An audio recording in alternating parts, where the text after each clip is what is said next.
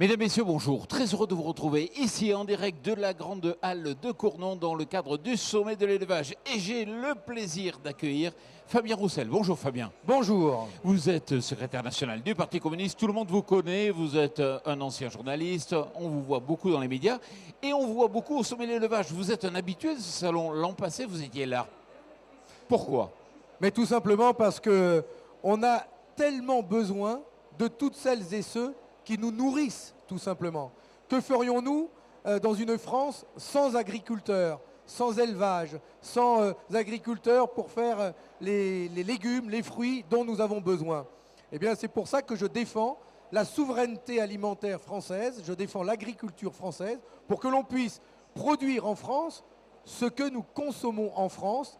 Or, depuis 10 ans, à peu près, on importe beaucoup plus et on produit beaucoup moins en France. Eh bien, il faut inverser la logique, importer moins et produire plus en France. C'est ce que nous demandons. Mais jusqu'où vous êtes prêt à aller justement pour aller dans ce sens-là? Eh bien, tout simplement en faisant en sorte d'abord que la PAC, la politique agricole commune de l'Union européenne, c'est le premier budget de l'Union européenne. Nous souhaitons que cette PAC non seulement augmente pour la France, mais qu'en plus, elle soit mieux distribuée, notamment au nombre d'actifs qu'il y a dans les exploitations, c'est-à-dire tenir compte du nombre de salariés, qu'elle puisse mieux être attribuée en tenant compte du nombre de bêtes et sans ces effets de seuil qui fait que certaines exploitations sont privées d'aide. Et c'est la raison pour laquelle nous, on défend plus de PAC. Et quand j'entends dans les couloirs de cette allée le Rassemblement national qui dit qu'ils veulent réduire la participation de la France au budget de l'Union européenne, la conséquence directe, c'est qu'il y aura moins de PAC pour l'agriculture française. Et ça, c'est un très très mauvais choix pour l'agriculture française. C'est toute la différence que nous avons avec eux pour défendre la souveraineté alimentaire française. Mais Fabien, quand j'entends la NUPES, et vous en faites partie encore, quand j'entends la NUPES qui a du mal avec le barbecue, qui a des problèmes avec la consommation de viande et qui donne un doux bruit de réduction de viande, vous êtes en face ou pas? C'est bien la raison pour laquelle je défends notre droit à défendre notre projet de société, notre projet pour la France. Et c'est pour ça que je suis ici au sommet de l'élevage avec Léon Desfontaines, qui sera la tête de liste du Parti communiste français et d'autres forces de gauche pour défendre cette souveraineté alimentaire française, pour défendre la souveraineté de nos choix sur la politique de notre pays. Au sein de cette NUPES, qui est une coalition de forces politiques, je tiens à défendre le projet de société que nous voulons incarner et qui est bien différent des autres forces de gauche et écologistes. Je le regrette d'ailleurs. J'aimerais bien que toute la gauche soit plus rassemblée pour défendre nos agriculteurs. En tout cas, nous n'oublions pas nos racines. Et nos racines, elles viennent autant des usines que de la terre. Et c'est pour ça que notre symbole, c'est quand même la faucille et le marteau. Et donc, il ne faut jamais oublier la faucille.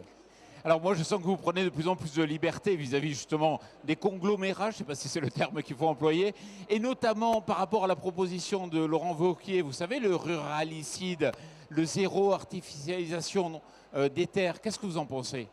D'abord, il faudrait que les parlementaires des Républicains soient aussi tous d'accord sur le fait de combattre ce zéro artificialisation nette des sols. Pour ma part, pendant les élections présidentielles, j'ai été un des seuls de tous les candidats à dénoncer ce texte de loi et à demander à ce que les maires des villages notamment aient un droit de regard et puissent contrevenir à ce zéro artificialisation nette des sols parce qu'ils ont besoin parfois de récupérer du terrain pour l'installation d'une famille et permettre de conserver une école. Et donc, il faut revenir sur ce texte de loi et nous le combattons. Vous habitez où? J'ai l'impression que dans le monde agricole, vous êtes de plus en plus apprécié parce que vous avez une liberté de penser. Mais vous allez voir qui? La Confédération paysanne, la FNSEA? Vous dialoguez avec qui? Ou avec le MODEF? Ce matin, j'ai été voir et la FNSEA, et la coordination rurale, et le MODEF. Nous parlons ensemble et j'entends bien qu'auprès de ces trois représentants du monde agricole, il y a quand même des points communs. Avoir une politique agricole commune qui soutienne les petites exploitations plutôt que les grandes, qui soit attribuée à l'actif et à la tête et non au nombre d'hectares. Ils le disent tous. avoir une politique agricole commune et une politique nationale qui soutiennent l'installation des jeunes agriculteurs. Il faut réussir à empêcher cette dégringolade que nous avons dans le monde agricole et qui fait que dans les années qui viennent, nous risquons de perdre 200 000 exploitations agricoles. C'est terrifiant. Il faut empêcher cette spirale décroissante. Au contraire de cela, tous ces syndicats demandent un guichet unique, demandent des aides spécifiques pour accompagner les jeunes agriculteurs. C'est ce que nous demandons aussi. Et c'est pour cela que nous voulons défendre ce projet avec Léon Desfontaines aux élections européennes, qui est un projet progressiste de gauche et qui défend en même temps la souveraineté alimentaire française et la souveraineté européenne alimentaire. C'est-à-dire que nous n'opposons pas la France et l'Europe. Au contraire, l'alimentation, c'est un projet autant français qu'européen.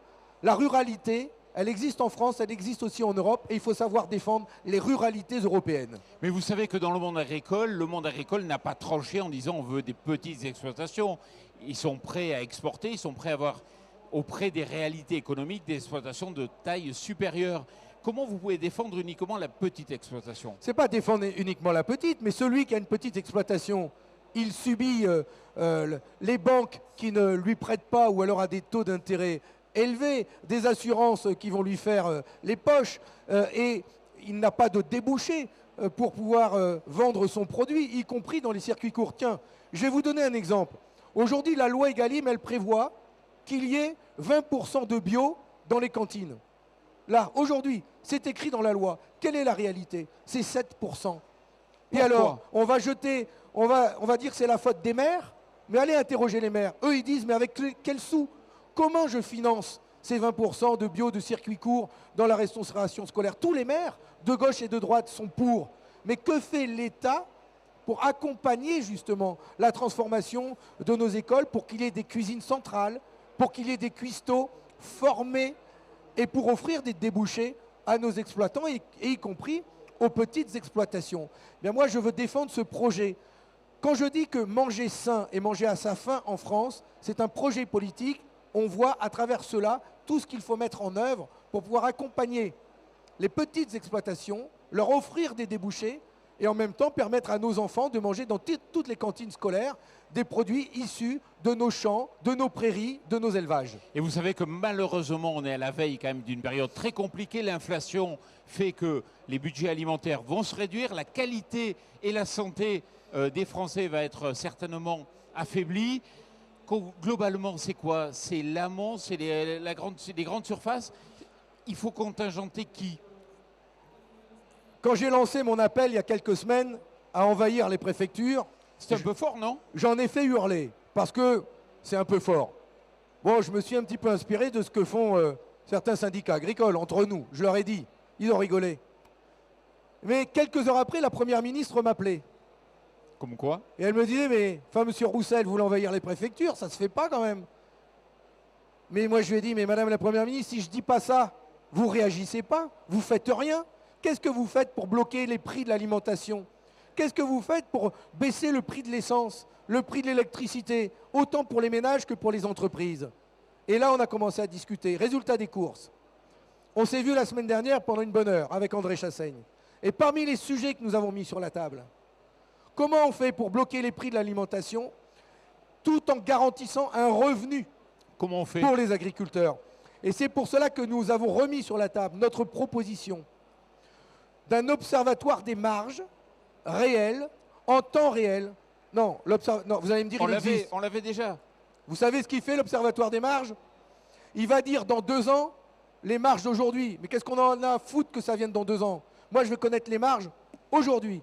Et aujourd'hui, je veux pouvoir dire que l'industrie agroalimentaire et que les grandes surfaces s'en mettent plein les poches pendant que les agriculteurs, eux, vendent parfois à perte. Eh bien, avec l'observatoire que nous voulons mettre en place en temps réel, nous demandons et nous avons demandé à la Première ministre qu'en temps réel, année par année, filière par filière, on puisse avoir une juste répartition des marges avec un coefficient rémunérateur pour faire en sorte que chacun ait sa juste répartition de la valeur ajoutée.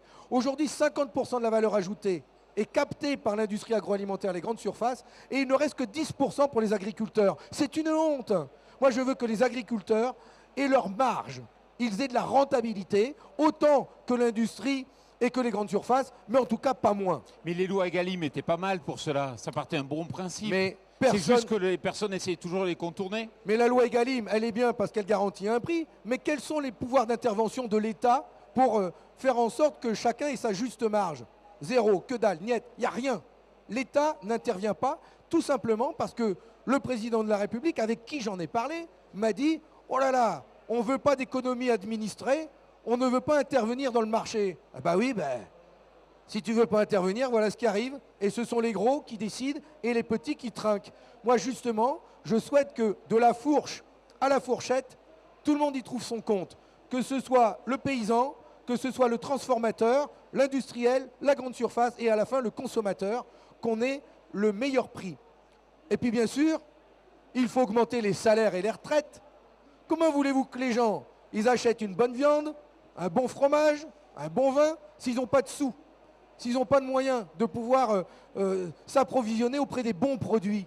Et donc le pouvoir d'achat, c'est un tout. Et il faut pour cela permettre à chacun d'avoir les moyens de pouvoir acheter les produits qui sont faits ici et qui ne doivent pas coûter moins cher, qui doivent être vendus au juste prix. Fabien, comment vous faites pour parler agriculture au sein de la NUPES? Vous n'avez aucun terrain d'entente commun.